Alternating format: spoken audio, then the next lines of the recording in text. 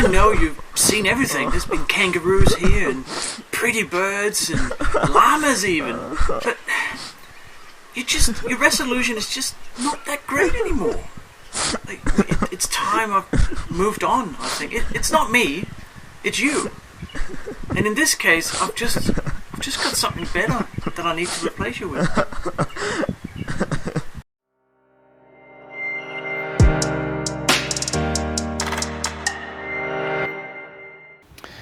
Yes, it is time to replace this G3 instant camera that's been very reliable, but is just not quite cutting the mustard, especially not up here when there's so much in the background and so much detail that might... actually, I had kangaroos the other day. I wasn't kidding. And Unifi sent me this.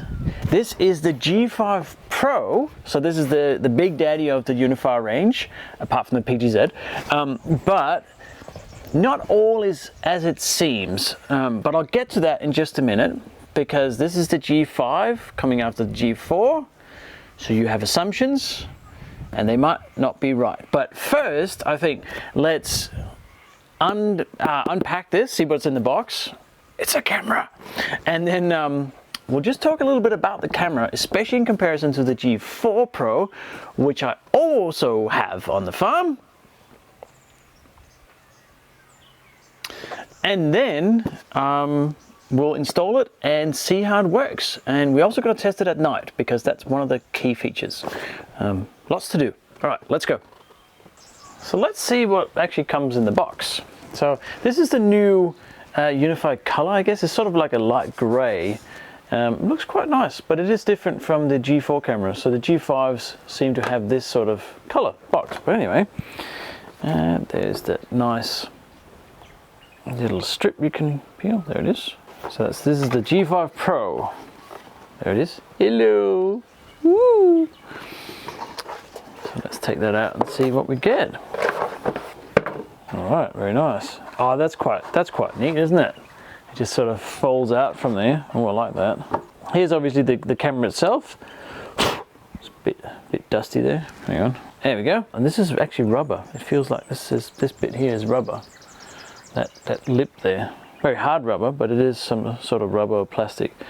This is an alloy, aluminium type thing, and then obviously here is the PoE in, and there's a little bit of a quirk with that, or difference from the G4. We'll get to that in just a minute. And here is a USB-C. So this was not on the G4. The USB-C is for accessories, I believe, to plug it in. I think there's a long-range IR accessory or something like that. So this powers another IR thing that you can buy for the front. I think that's how it is, but let's look at that in a minute. So that's the camera itself, and then it comes with this very, very nice mount here. So that obviously screws on there. This again is a little bit different than the G4. It's probably an improved design. And then there is the rest of the gubbins here, that whatever it is that you are mounting it on. So I'm going to mount it to a wall. So you can see here there's a little thing that says please ensure the rubber grommet is securely fastened. Oh yeah, because in here, oh, the rubber grommet is actually in the bag there. I'm going to come in from the side here to mount it on the post instead of the G3 instant. And that's the pole mount. Ooh, it's getting windy here. Sorry about the windy noise. Anyway, that one's going. Bye. And then here, underneath, is that rubber grommet. That's that thing there. And some screws. So, very neatly packaged. It feels very similar to the G4 Pro. But let's just go and have a look at the difference between this G5 and the G4 Pro, because there are some interesting differences. All right, so let's just have a look at the G4 next to the G5 in terms of specs. So I've got both of the product pages open here. And the first thing that stands out, to me anyway, is that the G4 is $449 US, and the G5 Pro is $379 US. So $70 cheaper for the new improved camera. I'm like, okay, sure, I'll take it. But there's probably a few reasons why that is, and I don't think that's a bad reason. So they're both 4K cameras, so they both have the same resolution. They both have 3x optical zoom. They both detect AI events, so that your cars, your people, whatever it is that's coming along down the track. When they update the Unifi Protect, there might be other things that you can detect with AI events. They both record audio with an integrated microphone, which is actually pretty good. Has a decent distance as well, I've figured out. And they both connect via PoE. And then we get to the differences. So the old camera, I say the old, you can still buy it, but the previous camera, the G4 Pro, has a 15-meter IR night vision range, which is not terrible. But the G5 Pro has 25 meters, which is about 640,000 feet or something. 25 meters night vision. So it's significantly longer distance for your night vision, which I hear where it gets pitch black at night is super useful. So yeah, that's good. I like that. Oh, and it has that animation here when you hover over the camera. Isn't that lovely? The G4 doesn't. That will make you buy it. No. And then we get to, actually I'm going to get to the weatherproofing just a bit further down, because let's scroll down to the specs here, the build features they call them. Here's the breakout of that. So the G4, I'm just going to call it G4 and G5. I know they're both pros. The G4 has 4K at 50 frames per second, and the G5 is 4K at 30 frames per second. So if you think more frames is better, we'll go with the G4. I don't think it matters in my case. I'm not worried whether it's 50 or 30 frames per second. But it might go some distance to explain why it's a little bit cheaper. Maybe there's less processing power needed. Who knows? Again, it has an IR LED here. It says 82 feet or 50 feet, which is 15 or 25 meters. And then you have on the right here, you have that enhancer accessory port. So that is the port that you can buy accessories for the G5. Here's the thing, if you look at the connection, the old one has gigabit PoE RJ45 port. The G5 has 100 megabit PoE RJ45 port. So the G5 only supports 100 megabit connection on your network via LAN, and the G4 supported gigabit. I don't know why they've changed that. It seems a little bit odd. I thought probably gigabit would be the standard now, probably cheaper, but I don't know. Maybe that requires less power, because it does use less power if you don't have accessories on it. I don't think it matters in terms of actually sending the data, the video footage. You can easily send 4K over 100 gigabit, 100 gigabit, yeah, sure you could, 100 megabit. But yeah, if you know why that would be a problem, let me know in the comments. I can't see a problem with it. It's just odd. And then there's obviously a side view here, which we've just seen that. So yeah, it has that lip. Oh no, oh different. Interesting. That lip I just showed you, that plastic rubber lip there, doesn't seem to be on the diagram here, but it is on the G4. Anyway, it had it. Let's look at the tech specs, because this is also a little bit interesting. So they are very similar, very, very similar. You can see 86 by 153 mil, 86 by 154.3 mil in dimensions, so almost the same size. The G5 does weigh 50 grams less, or 0.14 pounds, if you speak that language. And they're both made from a polycarbonate and aluminium alloy, which I thought. Now, the weatherproofing, it says IP67 for the G4 and IP65 for the G5. And you might think that's a problem. I don't think it is. If you read into it, the IP rating, there are the numbers after it, the 6.7 and the 6.5, they mean, each of the numbers means different things. So the 6 in this case is a rating for solids, so dust proof and dirt, etc., how it withstands that. And the second number, the 7 or the 5, is liquid resistance. So the 7 is submersible, and the 5 is not submersible. It's just, you know, splashing with like rain and stuff. Why would you submerge your camera? I don't know. So I don't think it's a problem. It's now IP65. It now also have a resistance rating of IKO4. So that's a basically, I'll just look at my notes here. IKO4 is protected against 0.5 joules of impact, which is equivalent to 0.25 kilograms, or quarter of a kilogram, mass dropped from 20 centimeters, so roughly that much, above the impacted surface. So that's a rating it's got. So it's a little bit vandal proof. I think it's just general that you would get that, as in it's outside, it might get hit by things. I actually think the G4 was probably similar, they just never tested it, but that's speculation.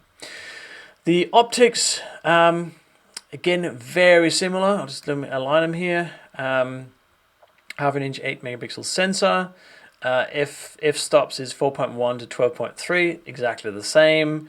The view angle is exactly the same. The zoom is exactly the same. It's the same optics in it. Like, there's no difference. So you get the same hardware for the camera part of it, the optics of it. And then video is also very similar, apart from, excuse me, 50 frames or 30 frames. Right. So very similar. And then that's it. The rest of it is all the same, apart from the gigabit/100 megabit connection. So a bit odd. I think they've refined the production process. They've refined the camera, like, in a whole lot of different ways. They've obviously managed to put the cost down, but the G5 is not an upgrade from the G4 Pro necessarily.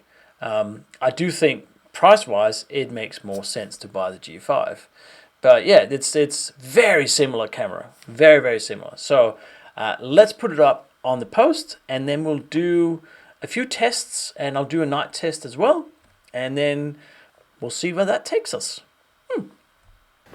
So let's take the G3 Instant off, and we're going to use the same cable. And yes, I know it's a blue indoor cable. It is almost indoors. There's no sun on it ever, but that doesn't mean I can't change it to an outdoor rated cable later on. Anyway, I'm aware. And then we're going to put up the G5 Pro with the same cable in the same position, more or less, and then we'll see what it looks like. All right, off we go.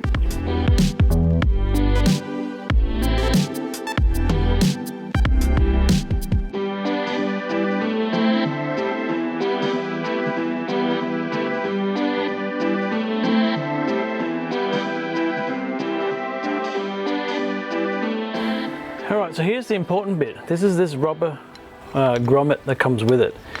This must be really well positioned, because otherwise this will not be waterproof. So that needs to go on that way. It's easy to get the wrong way. And then the cable comes in through all of this and goes into the camera, and we can mount it.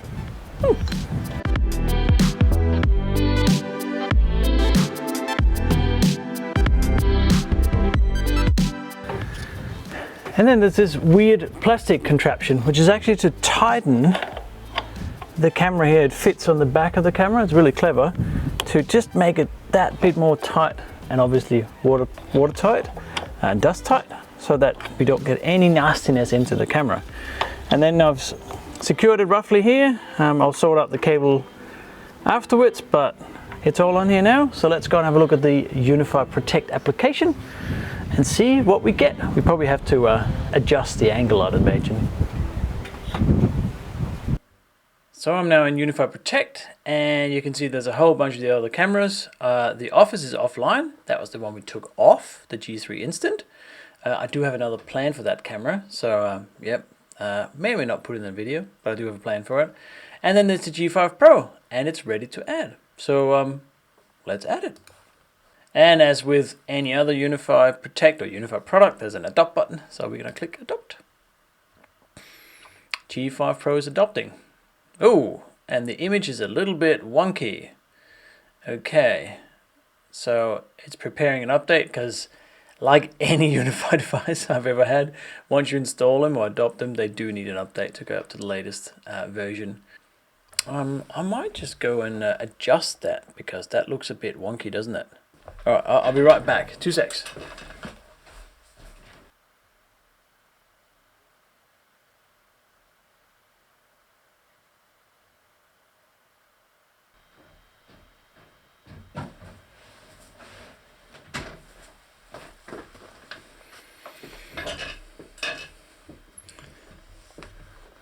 All right, that's a bit better. We can just get the live view here. So I've now moved it so it angles more down, and I can see all of the veranda here, as well as well, all the lights and camera equipment. Very good. So I'm just going to change the name of it. This is always what I do. I'm going to call this one Office because that's where we are. And now let's have a look at some of the settings. So this camera is obviously a 4K camera. So let's first, we can adjust camera picture. You can do this on most Unifi cameras, as far as I'm aware.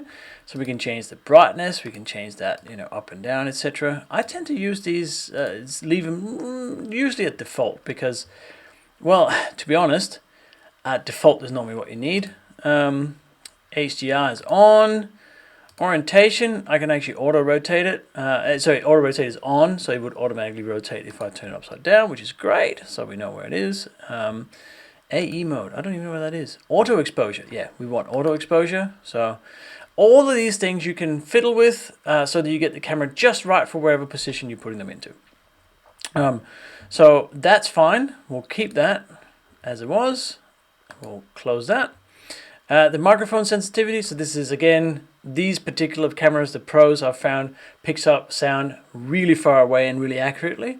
The G3 instance that I took down is much more everything all at once, kind of is very loud. And you can disable it if you want to, if you don't want to pick up audio.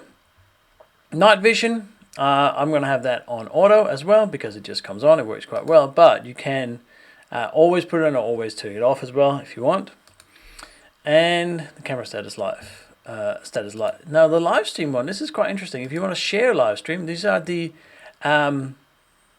new, as far as I'm aware, I haven't seen this before. You can share live stream with the camera by sending a link. So you can actually share the live stream of the camera with someone if you say had someone to watch your dog. I don't know why you would do that, but if you need people to see your camera. So I'm not going to put that on for now, but that's a very handy feature.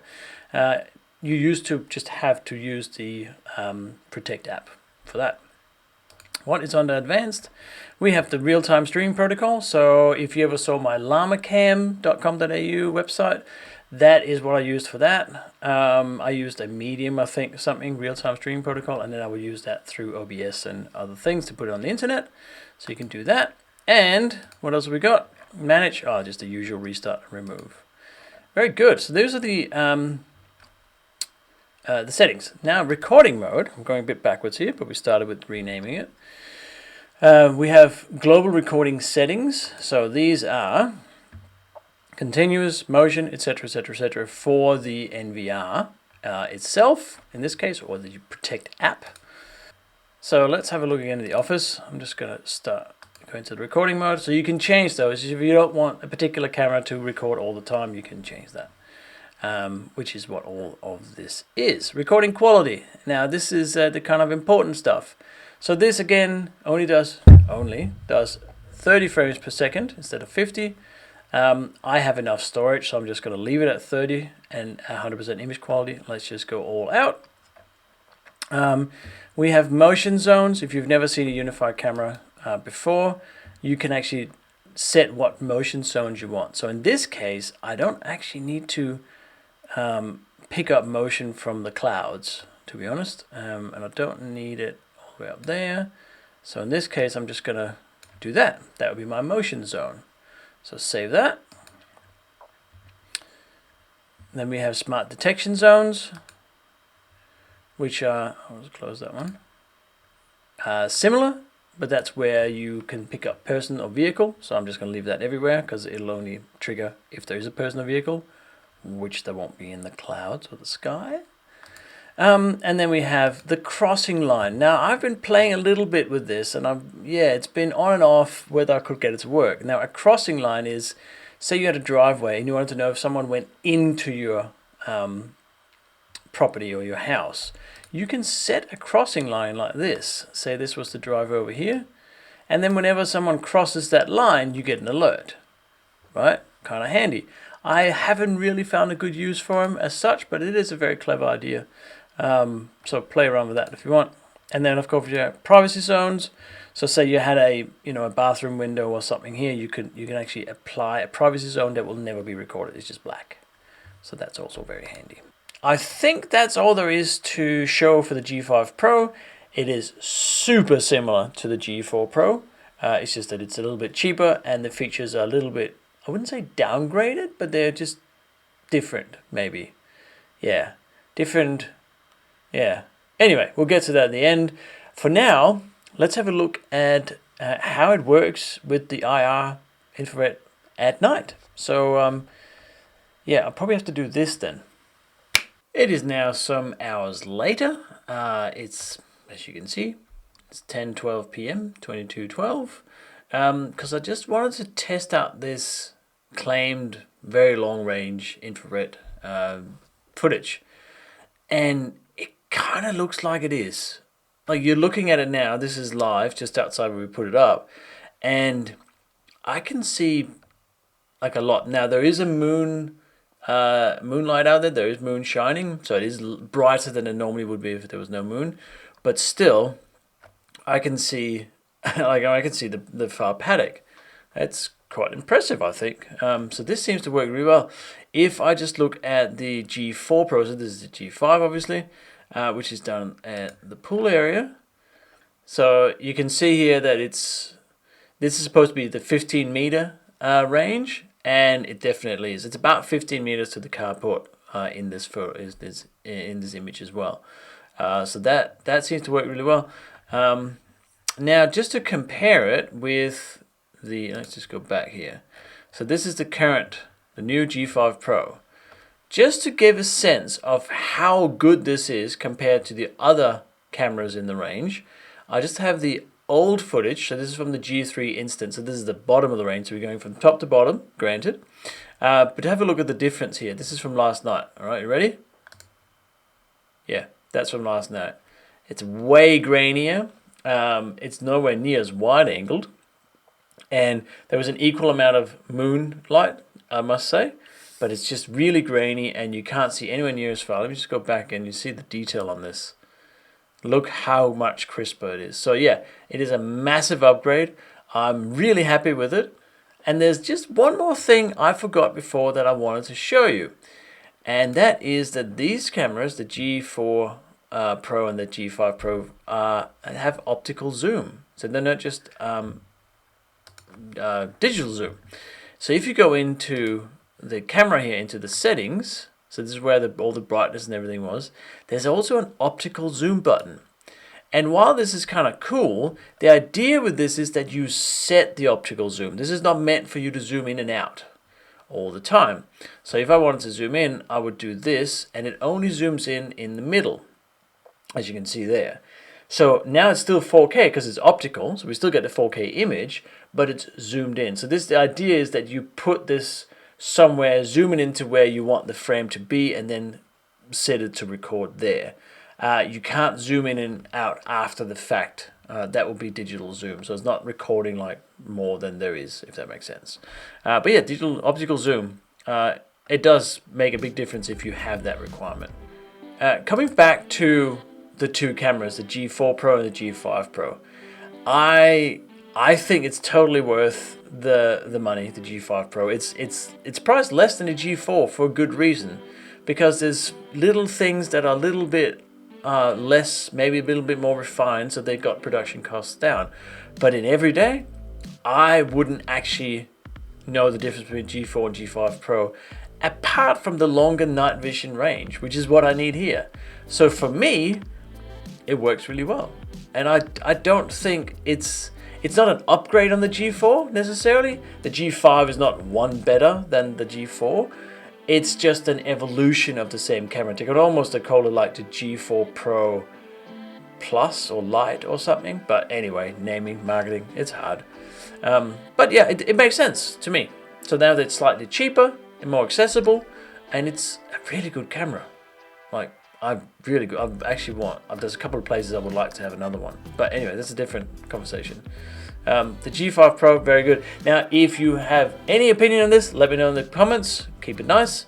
If you have any questions, more than happy to answer them. Also, keep them in the comments. And as always, if you enjoy this content, I would love for you to be part of the community and hit that subscribe button to join the channel. But other than that, that was the G5 Pro. I've been looking forward to this video for quite a while. So I wonder what's next. I don't know what I'm doing next time. Maybe I do. Anyway, we'll see you then. Bye.